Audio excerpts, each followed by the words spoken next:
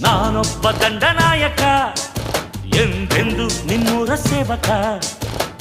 ಗೆದ್ದೆ ಗೆಲ್ಲುವ ಸೈನಿಕ ನಿಮ್ಮ ಕಾಯೋದೆ ನನ್ನ ಕಾಯಕ ಮಣ್ಣಲ್ಲಿ ಸೇರಿ ಹೋದರು ಮತ್ತೆ ಹಣ್ಣಾಗಿ ಹುಟ್ಟಿ ಬರುವ ರಾಮ ನಾನೊಬ್ಬ ದಂಡನಾಯಕ ಎಂದೆಂದು ನಿಮ್ಮೂರ ಸೇವಕ ಗೆದ್ದೆ ಗೆಲ್ಲುವ ಸೈನಿಕ ನಿಮ್ಮ ಕಾಯೋದೆ ನನ್ನ ಕಾಯಕ